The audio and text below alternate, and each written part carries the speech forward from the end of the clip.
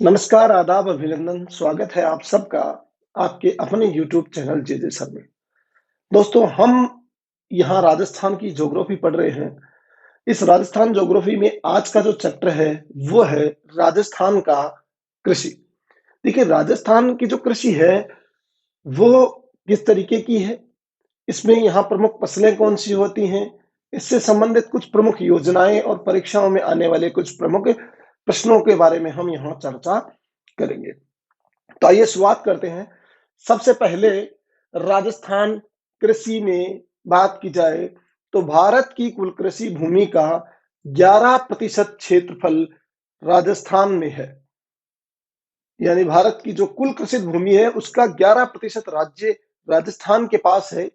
और खास बात ये कि राजस्थान में 70% लोग यानी राजस्थान की 70% जनसंख्या कृषि एवं कृषि आधारित उद्योगों पर निर्भर है। यानी राजस्थान में यदि अच्छी फसलें हुई तो उद्योग भी अधिक अच्छे चलते हैं, अर्थव्यवस्था भी अच्छी चलती है, जीडीपी में इसका बहुत अच्छा योगदान है। 19.5% जीडीपी में इसका योगदान है 2016-17 की स्थिर कीमतों के आधार पर। राजस्थान की कृषि को मानसून का जुआ कहा जाता है। मानसून का जुआ क्यों कहा जाता है? इसके पीछे कारण है कि यहाँ मानसून कभी अच्छी बरसात कर देता है, कई बार बरसात ही नहीं होती है, कई बार अकाल भी पड़ जाता है। जैसा विक्रम संवत 1956 में एक बार अकाल पड़ा जिसे छपना अकाल कहा जाता है। अब तक का सबसे भीषण अकाल की बात की जाए तो वर्ष विक्रम संवत 1956 में ये अकाल पड़ा जिसे छपने अकाल कहा जाता है। हम बात करते हैं कृषि आधारित कुछ महत्वपूर्ण तथ्यों की जो अक्सर परीक्षाओं में आते हैं। देखिए, राजस्थान में यदि बात की जाए हरित क्रांति की, तो हरित क्रांति 1966 1967 यानी 1966-67 में हरित क्रांति की शुरुआत हुई थी। एमएस स्वामीनाथन इस हरित क्रांति की शुरुआत राजस्थान में करने वाले व्यक्ति थे। सबसे पहली बात, कृषि भूमि 11% राजस्थान में है। इसके बाद बाजरा जो है, यहाँ के मोटे अनाज में हमारा प्रथम स्थान है देश में। मोटे अनाज में बाजरा स्पेशली है और बाजरे के उत्पादन में राजस्थान प्रथम स्थान पर है। न केवल बाजरा उत्पादन में है, बल्कि बाजरे के बोए गए क्षेत्र में भी राजस्थान का प्रथम स्थान है। उसके बाद है सेवर भरतपुर। यहाँ पर राष्ट्रीय सरसों अनुसंधान केंद्र स्थापित किया गया है और ध्यान रहे सरसों सर्वाधिक भरतपुर में ही उत्पादित होती है। फिर अगली बात है राष्ट्रीय बीज अनुसंधान केंद्र। ये राष्ट्रीय बीज अनुसंधान केंद्र तबीजी अजमेर में स्थित है दोस्तों। राज्य का पहला रेडियो स्टेशन यानी राज्य का पहला कृषि रेडियो स्टेशन भीलवाड़ा में स्थापित किया गया था। ध्यान रहे, राज्य का पहला कृषि रेडियो स्टेशन भीलवाड़ा में स्थापित किया गया था। हरित क्रांति मैंने आपको बता दी है, मैं स्वामीनाथन 1966-67 में इसकी शुरुआत हुई थी। हरित क्रांति के बाद यहाँ की कृषि की जो उत्पादकता थी वो बहुत ज्यादा बढ़ गई थी। छपने अकाल 1956 विक्रम संवत में पड़ा। ये भयंकर अकाल था। यदि जीरा, धनिया और मेथी की बात की जाए तो राजस्थान में सर्वाधिक जीरा, धनिया और मेथी होती है। ये पूरे देश में प्रथम स्थान पर है राजस्थान इन फसलों के साथ। और फल राजस्थान में सर्वाधिक गंगानगर में होते हैं। मसाले सर्वाधिक राजस्थान में 12 जिले में होते हैं। ईसबगोल, देखिए दोस्तों, ईसबगोल जो है वो विश्व का 40% अकेले जालोर जिले में होता है। राजस्थान के जालोर जिले में विश्व का 40% ईसबगोल उत्पादित किया जाता है। इसके बाद काजरी, केंद्रीय शुष्क क्षेत्र अनुसंधान केंद्र जोधपुर में स्थित है और केंद्रीय शुष्क वन अनुसंधान केंद्र भी जोधपुर में स्थित है। अगली बात आपको बताऊं कि एक जेट्रोफा होता है रतनजोत यानी बायोडीजल। बायोडीजल आप देखते हैं ना, कई छोटे पंप लगे होते हैं, पेट्रोल पंप, डीजल के पंप जो है वहां पर बायोडीजल मिलता है। ये एक रतनजोत नामक पादप आता है, उससे इसकी क्या होता है, बायोडीजल का निर्माण होता है और ये राजस्थान में इसकी कृषि की जाती है।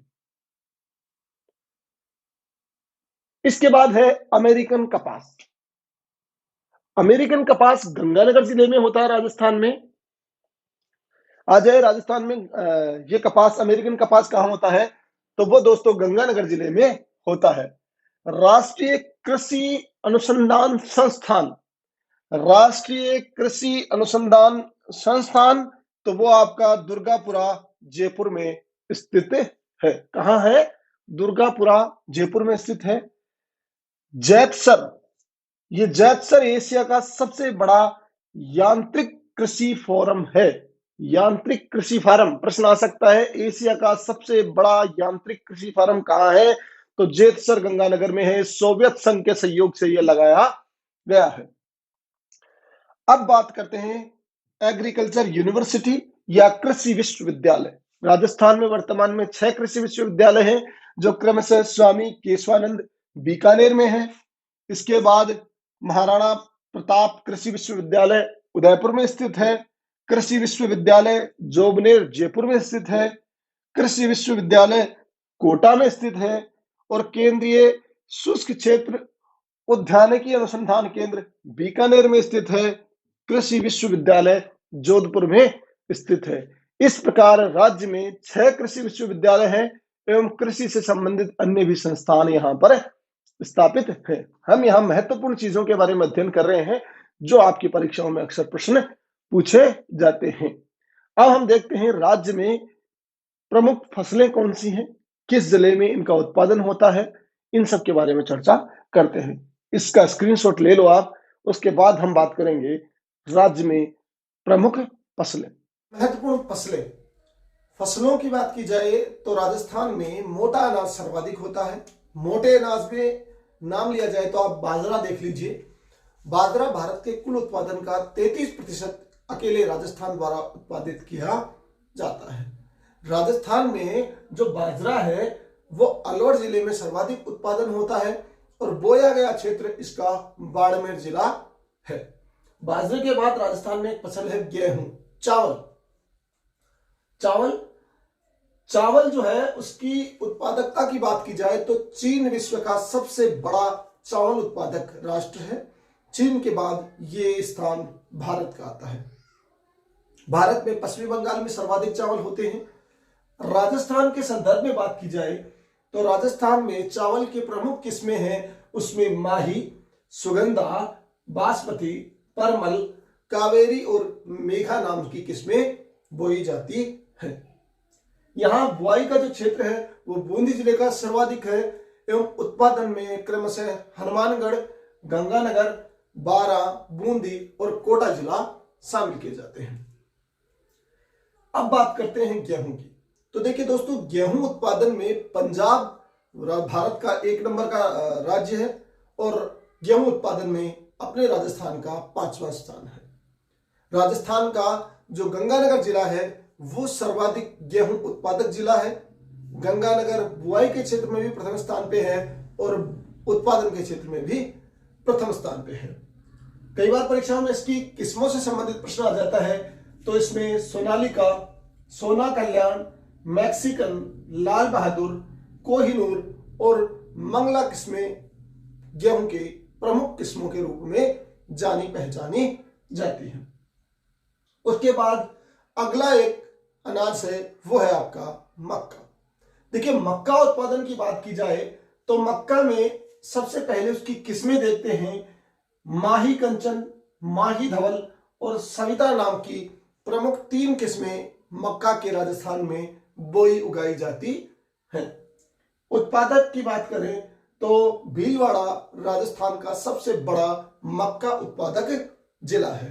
बुआई के क्षेत्र में उदयपुर सबसे अधिक मक्का बुआई का क्षेत्र रखता है। अब आगे बात करते हैं जौ की। जौ उत्पादन में राजस्थान का गंगानगर जिला सबसे प्रथम स्थान पे है। देश के कुल जौ उत्पादन का 29% यानी 29% जो राजस्थान में उत्पादित किया जाता है। उसके बाद ज्वार है। तो ये ज्वार नागौर जिले में सर्वाधिक होती है। जो के बाद गेहूं के बाद ज्वार ऐसी फसल है जो कि 5वें उत्पादक के रूप में राजस्थान जिसके लिए जाना जाता है। गेहूं में भी 5वां स्थान है राजस्थान का और ज्वार में भी 5वां स्थान है। बुआई के आधार पर अजमेर प्रमुख जिला है जिसमें सर्वाधिक बुआई की जाती है। अब बात कर लो आप दलहन या दालें। देखिए दोस्तों, दालें यानी मोठ जो है वो बुआई और उत्पादन दोनों में चूरू जिला इसमें प्रथम स्थान है। मोठ में बुआई और उत्पादन दोनों में चूरू जिला प्रथम स्थान है। एकमात्र ऐसी दाल जो क्या होती है, रबी की फसल होती है। मोठ क्या है, रबी की फसल है। बाकी दालें लगभग सभी दालें लगभग खरीफ में होती है, ये एकमात्र रबी में होती है। मसूर की बात की जाए तो मसूर कोटा में होता है दोस्तों सर्वाधिक। चना चूरू, याद रहेगा, चना चूरू में सर्वाधिक होता है। मूंग की यदि बात की जाए तो नागौर में होता है दोस्तों। मूंग कहाँ होता है, नागौर में होता है। और बुआई और उत्पादन दोनों की दृष्टि में नागौर का प्रथम स्थान है।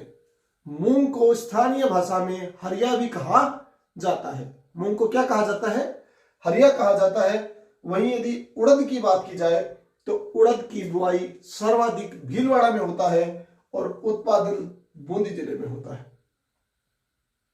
उत्पादन कहां होता है, बूंदी जिले में। अब है अरहर या अरोड़। अरहर को अरोड़ भी कहा जाता है स्थानीय भाषा में।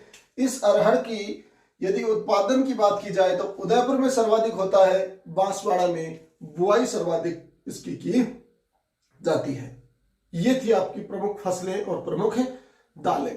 अब हम बात करेंगे तिलहन की और व्यापारिक फसलों की। तो इसका स्क्रीनशॉट लो, उसके बाद हम बात करते हैं तिलहन और व्यापारिक फसलों की। बात कर रहे हैं तिलहन फसलों की और नगदी या व्यापारिक फसलों की। तो देखिए दोस्तों, तिलहन विकास कार्यक्रम जो था वो 1984-85 में यहां पर चला। इस तिलहन विकास कार्यक्रम जो था, इसके बाद तिलहन के उत्पादन में वृद्धि हुई और विशेष कृषि तकनीकों के साथ यहां तिलहन की कृषि की जाने लगी। तिलहन में बात की जाए तो सबसे पहले मूंगफली का नाम आता है। मूंगफली के उत्पादन में बीकानेर जिला सबसे अग्रणी जिला है एवं बीकानेर के लूणकरणसर को राजस्थान का राजकोट कहा जाता है, क्योंकि राजकोट जो गुजरात में है वहां मूंगफली सर्वाधिक होती है। यहाँ राजस्थान में बीकानेर में सर्वाधिक मूंगफली होती है और लूणकरणसर में स्पेशली अच्छी क्वालिटी की मूंगफलियां होती हैं, इसलिए इसे राजस्थान का राजकोट कहा जाता है लूणकरणसर को। तिल की यदि बात की जाए तो तिल सर्वाधिक पाली में होते हैं, सोयाबीन बारां में होती है, साथ ही झालावाड़, कोटा, बारां, ये जिलों में क्रमशः सोयाबीन होती है। सोयाबीन में प्रोटीन की प्रचुर मात्रा पाई जाती है। उसके बाद राई की बात की जाए तो अलवर सर्वाधिक है, सरसों में भरतपुर है, जहां सेवर भी एक प्रमुख स्थान है, जहां राष्ट्रीय सरसों अनुसंधान केंद्र भी स्थापित किया गया है। अरंडी है वो जालौर में सर्वाधिक उत्पादित होती है। तेल का बड़ा सोर्स होता है अरंडी भी। नगदी या व्यापारिक फसलें। देखिए, नगदी व्यापारिक फसलों में बात की जाए तो गन्ना सबसे प्रमुख है और गन्ना जो है वो भारतीय मूल का पौधा है। गन्ना किसका है, भारतीय मूल का पौधा है और भारत ही इसका सबसे बड़ा उत्पादक राष्ट्र है। गन्ना विश्व में भारत सबसे अधिक उत्पादित करता है। भारत में यदि बात की जाए तो यूपी भारत का 40% गन्ना उत्पादित करता है। राजस्थान में गन्ना उत्पादन की दृष्टि से बूंदी प्रथम स्थान पर है और यहाँ गन्ने की 3 शुगर मिलें राजस्थान में स्थापित की गई। उसमें सबसे पहली वर्ष 1932 में चित्तौड़ में द मेवाड़ शुगर मिल नाम से प्रथम शुगर मिल स्थापित की गई। राजस्थान की प्रथम शुगर मिल थी द मेवाड़ शुगर मिल, जो चित्तौड़ में स्थापित की गई। निजी क्षेत्र की यह मिल थी। फिर थी द गंगानगर शुगर मिल। ये गंगानगर शुगर मिल 1937 में स्थापित हुई और जब ये स्थापित हुई तब ये निजी मिल थी, पर वर्ष 1956 में ये सार्वजनिक मिल बन गई, सार्वजनिक उद्योग बन गया। ये राज्य की दूसरी शुगर मिल थी। फिर उसके बाद बूंदी में एक तीसरी मिल लगती है वर्ष 1965 में, जिसका नाम था द केशुराय पैटर्न शुगर मिल। ये सहकारी क्षेत्र की शुगर मिल थी। इस सब के बाद हम बात कर रहे हैं कपास की। तो देखिए, राज्य में कपास जो है वो 3 किस्म के होते हैं, देसी कपास, अमेरिकन कपास और मानवीय कपास। कपास भारतीय मूल का पौधा है और इसके उत्पादन के सबसे पहले जो साक्ष्य मिले वो सिंधु घाटी सभ्यता में मिल गए थे। सिंधु घाटी सभ्यता में भी कपास का उत्पादन किया जाता था। आज भी भारत कपास की दृष्टि से विश्व का सबसे बड़ा कपास उत्पादक देश है। कपास को बनिया भी कहा जाता है स्थानीय भाषा में। कपास गंगानगर, कोटा, हनुमानगढ़, बूंदी, चित्तौड़, बांसवाड़ा व 12 जिलों में उत्पादित की जाती है। गुजरात भारत का सबसे बड़ा कपास उत्पादक जिला है, राज्य है। एवं ध्यान रहे, कपास के उत्पादन की शुरुआत दक्षिण भारत से हुई थी।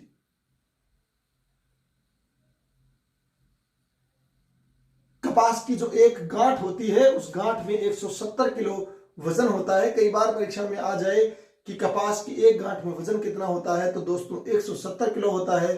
कपास का मुख्य रूप से प्रयोग खल बनाने में किया जाता है और इसके तेल का उत्पादन किया जाता है। कपास के बाद बात की जाए तंबाकू। ये तंबाकू पुर्तगाली पौधा है मुख्य रूप से, और ये पुर्तगाली 1508 में भारत लेकर आए थे। उसके बाद 1608 में जहांगीर के काल में इसकी खेती शुरू की जाती है। वर्ष 1608 में जहांगीर के काल में इसकी खेती शुरू की गई और इसके दुष्परिणाम जब सामने आने लगे तो जहांगीर ने इसकी खेती पर पाबंदी लगा दी थी। आज की बात की जाए तो आंध्र प्रदेश में सर्वाधिक तंबाकू उत्पादित की जाती है और अलवर में, राजस्थान के संदर्भ में बात करें तो अलवर सर्वाधिक तंबाकू उत्पादक जिला है। 2 किस्म की तंबाकू होती है। पहली है निकोटिना टैबुकम, और दूसरी है निकोटिना रास्टिका। निकोटिना टैबुकम और निकोटिना रास्टिका नाम से 2 उत्पादित किस्म है राजस्थान में जो तंबाकू की है, वो होहोबा या जोजोबा। ये एरिजोना मरुस्थल का पौधा है, इजरायली पौधा है। इसके राजस्थान में 3 फार्म है, जो एक तो दंड जयपुर में है, फतेहपुर सीकर में जो इसका फार्म है वो सहकारी क्षेत्र का है, बीकानेर में इसका फार्म है वो निजी क्षेत्र का फार्म है। इस प्रकार होहोबा के जो यहाँ फार्म है उनकी संख्या 3 है। इन सब का स्क्रीनशॉट ले लो, फिर उसके बाद हम आगे चर्चा को बढ़ाते हैं, जिसमें हम राजस्थान की प्रमुख मंडियों के बारे में अध्ययन करेंगे। राजस्थान की प्रमुख मसाले फसलें हैं उनके बारे में बातें की जाएंगी। तो आप इसका स्क्रीनशॉट ले लीजिए। देखिए, मसाले उत्पादक, मसाले राजस्थान में किस किस तरीके के होते हैं और उनके उत्पादन में कौन सा जिला अग्रणी है, इसको हम जान लेते हैं। देखिए, मसालों में सबसे पहले मिर्च। तो मिर्च के उत्पादन में आपको बता दूं, जोधपुर सबसे प्रथम है। जोधपुर में सर्वाधिक मिर्च उत्पादित होती है। धनिया की यदि बात की जाए तो ये 12 जिले में सर्वाधिक उत्पादित होता है। सौंफ कोटा में होती है दोस्तों, जीरा जालोर में होता है, जीरा जालोर में होता है, और इसबगोल भी सर्वाधिक जालोर में होता है। इसे घोड़ा जीरा जिला भी कहा जाता है। इसबगोल को घोड़ा जीरा भी कहा जाता है। फिर है हल्दी और अदरक, ये दोनों ही दोस्तों उदयपुर में सर्वाधिक होते हैं। उदयपुर के बाद यहां मेथी की बात कर ली जाए तो मेथी नागौर में सर्वाधिक होती है, मेथी नागौर में सर्वाधिक होती है। लहसुन की बात की जाए तो चित्तौड़ में सर्वाधिक होता है। यदि अब फलों की बात की जाए तो फलों के मामले में गंगानगर सबसे बड़ा फल उत्पादक जिला है, जिसमें अंगूर, कीनू, माल्टा और मौसमी जैसी फलों की उत्पादकता अधिक है। यानी अंगूर किन्नू, माल्टा और मौसमी में क्या है, गंगानगर, समझ गए। संतरा में झालावाड़, चीकू और सेब सिरोही में, यानी सेब जो है वो माउंट आबू में होती है, चीकू सारे सिरोही में होता है। नींबू धौलपुर में होता है, आम भरतपुर में सर्वाधिक होता है, केला सर्वाधिक बांसवाड़ा जिले में होता है, नाशपाती की यदि बात की जाए तो वो जयपुर में सर्वाधिक होती है दोस्तों। पपीता, खरबूजा और मतीरा ये टोंक जिलों में, टोंक में सर्वाधिक होते हैं, पर ये जो मतीरा है ये बीकानेर में भी होता है। यदि अकेले मतीरे की बात की जाए तो टोंक और बीकानेर दोनों में होता है। यदि सम्मिलित रूप से पूछा जाए पपीता, खरबूजा और मतीरा तो वो टोंक जिले में होता है। अब इसके बाद बात करते हैं राजस्थान की प्रमुख मंडियां। तो दोस्तों राजस्थान की प्रमुख मंडियों में जीरा की मंडी मेड़ता नागौर में स्थित है। संतरा की बात की जाए तो भवानी मंडी झालावाड़ में संतरा मंडी है।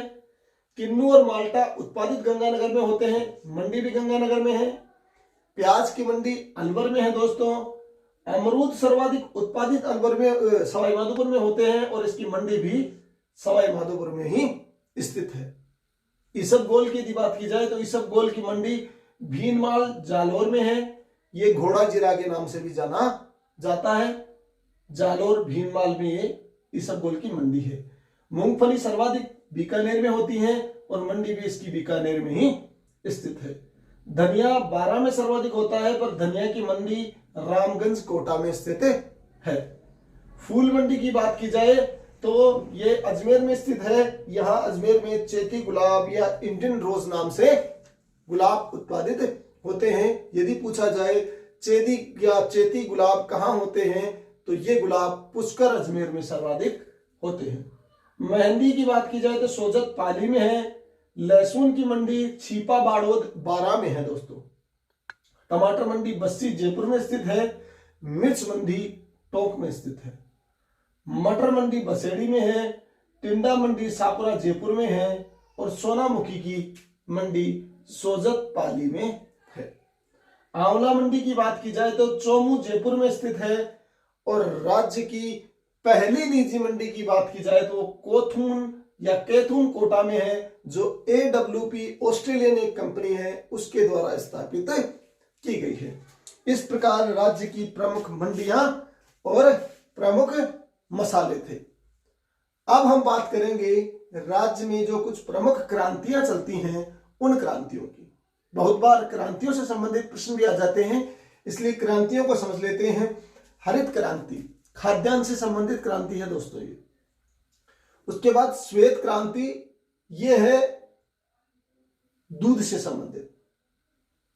पीली क्रांति सरसों से संबंधित है, वैसे तिलहन उत्पादन से संबंधित पीली क्रांति है।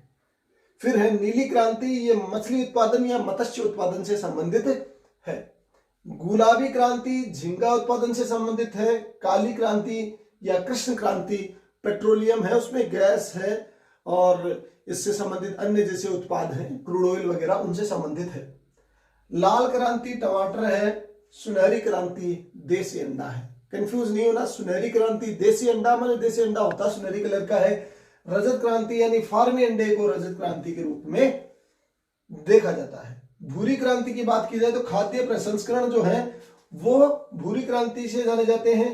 बादामी क्रांति जो थी वो मसाला उत्पादन के लिए आई थी। स्लेटी क्रांति सीमेंट उत्पादन के लिए है दोस्तों और गोल क्रांति आलू के लिए है। गोल क्रांति किसके लिए है? आलू के लिए। इन सब के बाद सभी कृषि उत्पाद जो हैं उनसे संबंधित जो क्रांति थी उसका नाम इंद्रधनुष क्रांति था। क्या था? इंद्रधनुष क्रांति। इन सब के बाद अब आगे हम चर्चा कर लेते हैं कृषि के प्रकारों की। तो सबसे पहला आप देख रहे हैं कृषि में प्रकार है शुष्क कृषि। शुष्क कृषि वह कृषि होती है जहां जल संसाधनों की कमी होती है, और जहां जल संसाधन की कमी होती है वहां मुख्यतः दो प्रकार के संसाधन काम में लिए जाते हैं। ड्रिप होता है एक, और दूसरा होता है फुहारा पद्धति। यानी शुष्क कृषि में क्या किया जाता है? एक तो फुहारा पद्धति, फुहारा होता है वो काम में लिया जाता है। एक होता है ड्रिप पद्धति। ये दोनों पद्धतियां इजराइल के सहयोग से यहां भारत में आई हैं। इजराइल से हमने ये पद्धति सीखी है, ड्रिप और सिंचाई के लिए फव्वारा पद्धति, जहां जल संसाधन कम होते हैं, यानी ये कृषि मुख्यतया मरुस्थलीय क्षेत्र में किया जाता है। कहां होती है ये? मरुस्थल में या रेगिस्तानी क्षेत्र में शुष्क कृषि की जाती है। उसके बाद होती है सिंचित कृषि। सिंचित कृषि उन क्षेत्रों में होती है जहां जल संसाधनों की प्रचुर मात्रा होती है, यानी पर्याप्त जल संसाधन जहां होते हैं वहां पर सिंचित कृषि की जाती है। कौन सी कृषि की जाती है? सिंचित कृषि वहां की जाती है जहां पर प्रचुर जल संसाधन होते हैं। इन क्षेत्रों में वे फसलें उगाई जाती हैं जिन्हें पानी की अधिक आवश्यकता होती है। इन क्षेत्रों में नहरों जैसी व्यवस्था भी होती है, नलकूपों से और कुओं से यहां पर सिंचाई की जाती है। इन क्षेत्रों में मुख्यतः गेहूं, जौ और तिलहन या गन्ना, कपास ऐसी फसलें बोई जाती हैं जहां सिंचित क्षेत्र होता है। फिर है दोस्तों मिश्रित कृषि। मिश्रित कृषि से अर्थ है जहां पर कृषि के साथ पशुपालन किया जाता है। मिश्रित कृषि यानी कृषि, खेती तो होती है प्लस उसमें क्या कर लिया जाता है? पशुपालन। कृषि और पशुपालन जब दोनों साथ साथ हो जाते हैं तो उसे क्या कह देते हैं? मिश्रित कृषि कह देते हैं। मिश्रित कृषि के बाद आती है मिश्रित खेती। मिश्रित खेती में ऐसा होता है दोस्तों कि कई फसलें एक साथ बो दी जाती हैं एक ही सीजन की, यानी सीजनल जो फसलें हैं वो एक साथ बोई जाती हैं, वो कई प्रकार की। जैसे एक खेत में जो भी बो रखा है और सरसों बो रखी है, जो बो रखा है, गेहूं बो रखा है, चना भी बो रखा है, गेहूं भी बो रखा है, सरसों भी बो रखी है। इसलिए ऐसी जो कृषि होती है उसे मिश्रित कृषि कहा जाता है। कृषि का पांचवा प्रकार है झूमिंग कृषि। देखिए झूमिंग कृषि जो है इसमें होता यह है कि जिस स्थान पर कृषि की जाती है उस स्थान की वनस्पति को जलाकर राख बना लिया जाता है और उस राख को खाद के रूप में ये लोग प्रयुक्त करते हैं और उस स्थान पर कृषि करते हैं। ये कृषि मुख्य रूप से भील जनजाति के लोगों द्वारा की जाती है या आदिवासी जो लोग होते हैं उनके द्वारा की जाती है। इन लोगों का कोई स्थायी निवास नहीं होता है, इसलिए ये जगह जगह क्या कर लेते हैं? कृषि करते रहते हैं। हालांकि अब इस प्रवृत्ति में थोड़ा सा परिवर्तन आया है, स्थायी निवास भी इनके बनने लग गए हैं। ये झूमिंग कृषि है, इसी को राजस्थान में वालरा कहा जाता है। क्या कहा जाता है? वालरा। उदयपुर, डूंगरपुर, बूंदी क्षेत्रों में ये कृषि की, बारा क्षेत्र में ये कृषि की जाती है। इस कृषि को चिमाता या दजिया भी कहा जाता है। चिमाता तब कहते हैं इस कृषि को जब ये पहाड़ी क्षेत्रों में इस प्रकार की कृषि की जाती है, और ये यदि मैदानी क्षेत्र में इस प्रकार का कार्य करते हैं तो इसे दजिया कहा जाता है। यानी मैदानी क्षेत्र में वनस्पति को जलाकर यदि कृषि की जाए झूमिंग कृषि तो उसे दजिया कहा जाता है, और पहाड़ी क्षेत्र में यही कृषि की जाए तो उसे चिमाता कहा जाता है। ये थे कृषि के आपके 5 प्रकार। अब हम बात करते हैं कृषि जलवायु की। किसकी बात कर रहे हैं दोस्तों? कृषि जलवायु की। किसे कृषि जलवायु कहा जाता है? agriculture.rajasthan.gov की वेबसाइट से हमने कुछ आंकड़े लिए हैं जिनके अनुसार ये पता चलेगा कि राजस्थान में जलवायु, जो कृषि जलवायु क्षेत्र है वो कितने हैं और उनके किस प्रकार विभाजन है। देखिए सबसे पहला इसमें जलवायु क्षेत्र है पश्चिमी शुष्क मैदान। ये पश्चिमी शुष्क मैदान जो है वो 4.47 मिलियन हेक्टेयर क्षेत्र में फैला हुआ है, जो बाड़मेर और जोधपुर जिले जिसमें शामिल किए जाते हैं। इस पश्चिमी शुष्क मैदान में बरसात 200 से 300 मिलीमीटर वार्षिक बरसात होती है। पश्चिमी शुष्क मैदान में रबी की फसलों में गेहूं और सरसों होती है, जबकि खरीफ में बाजरा, मोठ और गंवार फसलें उगाई जाती हैं। यहाँ की मिट्टी की बात की जाए तो ये रेत वातस मिट्टी है। 40 डिग्री सेंटीग्रेड यहाँ का अधिकतम तापमान होता है। न्यूनतम तापमान की यदि बात की जाए तो पश्चिमी शुष्क प्रदेश जो है वहां पर 8 डिग्री सेंटीग्रेड न्यूनतम तापमान अंकित किया जाता है। उसके बाद अगला जो है जोन IB जोन है। इस जोन को कहते हैं उत्तरी पश्चिमी सिंचित मैदान। उत्तरी पश्चिमी सिंचित मैदान ये 2.10 यानी 2.10 मिलियन हेक्टेयर क्षेत्र में फैला हुआ है, जिसमें क्रमशः गंगानगर और हनुमानगढ़ जिले सम्मिलित किए जाते हैं। यहाँ पर वार्षिक बरसात की बात की जाए तो 100 mm से 350 mm वार्षिक वर्षा अंकित की जाती है। यहाँ की प्रमुख फसलों में कपास और गंवार खरीफ फसल है, और रबी फसलों में गेहूं, सरसों और चना फसलें बोई जाती हैं। यहाँ की मिट्टी जलोढ़ कैल्शियम युक्त मिट्टी है, बलुई और रेतीली मिट्टी भी यहाँ पाई जाती है। वहीं यदि टेम्परेचर की बात की जाए तो 42 डिग्री सेंटीग्रेड अधिकतम तापमान अंकित होता है और 4.7 डिग्री सेंटीग्रेड तापमान न्यूनतम दर्ज किया जाता है। अगला है अति शुष्क आंशिक सिंचित, यानी वो क्षेत्र जो आंशिक रूप से सिंचित है, वो 7.70 मिलियन हेक्टेयर राजस्थान में है, जिसमें बीकानेर, जैसलमेर और चूरू जिले सम्मिलित किए जाते हैं। ध्यान रहे दोस्तों, यहाँ पर 100 मिलीमीटर से 350 मिलीमीटर वार्षिक वर्षा अंकित की जाती है। यहाँ की खरीफ फसलों में बाजरा, मोट और गंवार मुख्य रूप से बोए जाते हैं। यहाँ यदि रबी फसलों की बात की जाए तो गेहूं, सरसों और चना यहाँ पर रबी की प्रमुख फसलें होती हैं। साथ ही यहाँ की मिट्टी है वो रेतीली, रेगिस्तानी, बलुई, मोटी मिट्टी है।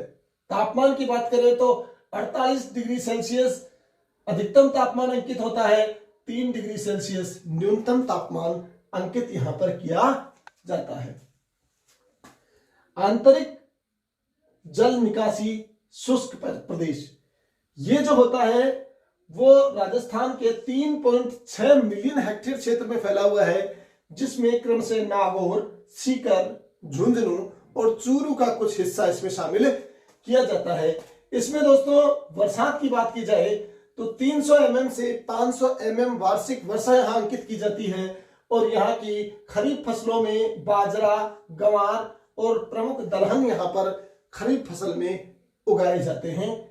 यदि रबी फसल की बात की जाए तो सरसों, चना यहाँ की प्रमुख रबी फसलें हैं। इसी के साथ यदि यहाँ की मृदा की बात की जाए तो भूरे रंग की गहरी लाल मिट्टी यहाँ पाई जाती है इस क्षेत्र में, और रेतीली दोमट मिट्टी भी इस क्षेत्र में पाई जाती है।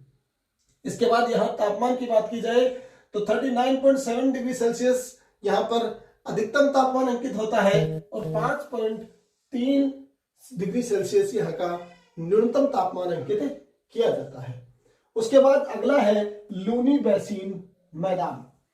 लूनी बेसिन मैदान जो है उसमें 3 मिलियन हेक्टेयर क्षेत्र आता है, जिसमें क्रमशः जालोर, पाली, सिरोही और जोधपुर जिले सम्मिलित किए जाते हैं। इसमें यदि बात की जाए बरसात की तो 300 मिलीमीटर से 500 मिलीमीटर वार्षिक वर्षा यहाँ पर अंकित की जाती है। साथ ही यहाँ पर खरीफ की फसलों में बाजरा, तिल और गंवार बोए उगाए जाते हैं। खरीफ के बाद यदि रबी फसलों की बात करें तो यहाँ भी सरसों और चना प्रमुख फसलें हैं जो रबी में उगाई जाती हैं। मिट्टी की बात करें तो यहाँ रेतीली लाल मिट्टी है, और यहाँ पर तापमान 38 डिग्री सेंटीग्रेड से 4.9 डिग्री सेल्सियस न्यूनतम तापमान अंकित किया जाता है। उसके बाद बात करते हैं अर्ध शुष्क मैदानी जो प्रदेश है उसकी, तो यहाँ पर कुल क्षेत्र इसका 2.96 मिलियन हेक्टेयर है। 2.96 मिलियन हेक्टेयर यहाँ पर क्षेत्र है किसका, अर्ध शुष्क पूर्वी जो मैदान है उसका। इसमें क्रमशः जयपुर, अजमेर, दौसा व टोंक जिले सम्मिलित किए जाते हैं। वार्षिक वर्षा की यदि बात की जाए तो 500 से 700 मिलीमीटर वार्षिक वर्षा यहाँ अंकित की जाती है। बाजरा, गंवार, मूंगफली, चारा और ज्वार जो है उसकी यहाँ पर खरीफ फसलें मुख्यतः उगाई जाती हैं। रबी फसलों में यहाँ चना, गेहूं, सरसों इत्यादि उगाए जाते हैं। मिट्टी की बात की जाए तो सहज टाइप की मिट्टी यहाँ पाई जाती है। पूर्व में जलोढ़ मिट्टी, पश्चिम में लिथोसोल मिट्टी पाई जाती है। तापमान की बात करें तो 40.6 डिग्री सेल्सियस तापमान यहाँ होता है अधिकतम, जबकि वहीं न्यूनतम तापमान की बात की जाए तो 8.3 डिग्री सेल्सियस न्यूनतम तापमान यहाँ दर्ज किया जाता है। उसके बाद अगली है बाढ़ प्रवण पूर्वी मैदान, यहाँ 2.77 मिलियन हेक्टेयर के साथ अलवर, भरतपुर, करौली, धौलपुर और सवाई माधोपुर ये जिले यहाँ पर शामिल किए जाते हैं। ABCD KS नाम याद रख लीजिए आप। यहाँ भी 500 से 700 मिलीमीटर वार्षिक बरसात होती है। फसलों की बात की जाए तो यहाँ रबी फसलों में जवार, बाजरा, ग्वार और मूंगफली होती है। रबी में यहाँ पर वही गेहूं, सरसों, चना फसलें होती हैं। यहाँ पहाड़ी के नीचे के जो क्षेत्र हैं वहां भूरे रंग की मृदा होती है। बाकी तो लगभग सेम आपकी अर्धशुष्क मैदान में जैसी होती है वैसी मृदा होती है। तापमान में भी कोई खास अंतर नहीं है, लगभग समान सा यहाँ तापमान होता है। उसके बाद उप आर्द्र दक्षिणी मैदान, यहाँ 3.36 मिलियन हेक्टेयर जो है वो क्षेत्र आता है, जिसमें भीलवाड़ा, सिरोही, उदयपुर और चित्तौड़, यानी आप इसे याद रख सकते हैं भीसी ऊंची के नाम से याद रख सकते हैं। ये 500 से 900 मिलीमीटर बरसात वाला क्षेत्र है। यहाँ मक्का और दलहन मुख्य रूप से पैदावार की जाती है। ये मक्का और दलहन खरीफ में होती हैं, जबकि गेहूं और चना रबी की प्रमुख फसलें हैं। लिथोसाइट यहाँ की प्रमुख मृदा है। और उसके बाद यहाँ का तापमान यदि बात की जाए तो 38.6 डिग्री सेल्सियस अधिकतम तापमान और 8.1 न्यूनतम तापमान यहाँ पर दर्ज किया जाता है। नम मैदान, ये नम मैदान है वो 1.72 मिलियन हेक्टेयर क्षेत्र में फैला हुआ है। यहाँ पर डूंगरपुर, उदयपुर, बांसवाड़ा और चित्तौड़ DUBC नाम से जो है डूंगरपुर, उदयपुर, बांसवाड़ा और चित्तौड़ जिले इसमें शामिल है। यहाँ बरसात की बात की जाए तो 500 मिलीमीटर से 1100 मिलीमीटर वार्षिक बरसात अंकित की जाती है।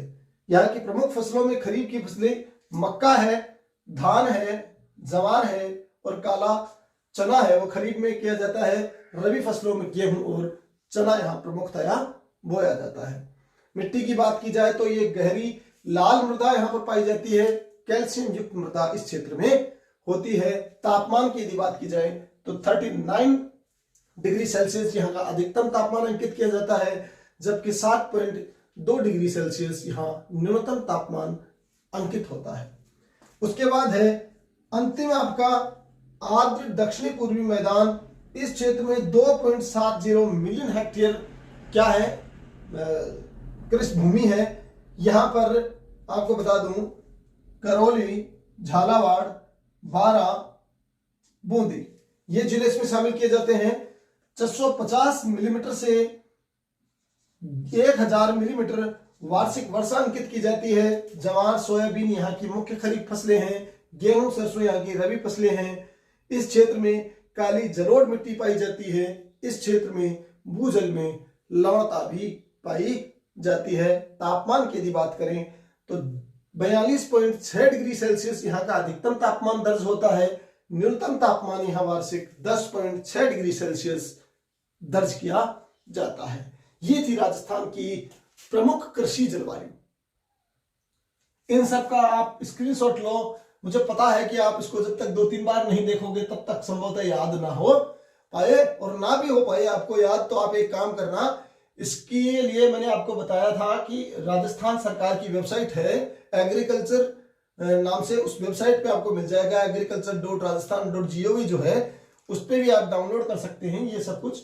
और इससे पहले इस चीज को यहाँ भी आपने समझ लिया है कि किस प्रकार कौन से क्षेत्र में किस प्रकार की जलवायु, कृषि जलवायु पाई जाती है। ये थी आपकी कृषि से संबंधित आज का अध्याय। आशा करता हूं कि आज की कक्षा में आपको सब समझ में आया होगा। यदि नहीं आया तो आप मुझे कमेंट सेक्शन में जाकर कमेंट करें और मुझसे पूछें कि आपको क्या चीज इसमें समझ में नहीं आई। मैं प्रयास करूंगा कि आपको वो चीज फिर से बताई जाए। और लगातार आप इस जो अपनी YouTube चैनल है इस पे श्रृंखलाएं चल रही हैं। व्याकरण के बाद हमने यहाँ राजस्थान जीके का चलाया है, तो ये राजस्थान जीके, NCERT सब लगातार चलता रहेगा। इसी प्रकार चैनल को सब्सक्राइब करते रहें और शेयर करते रहें। मिलते हैं अगली क्लास में, तब तक के लिए नमस्कार, जय हिंद, जय भारत।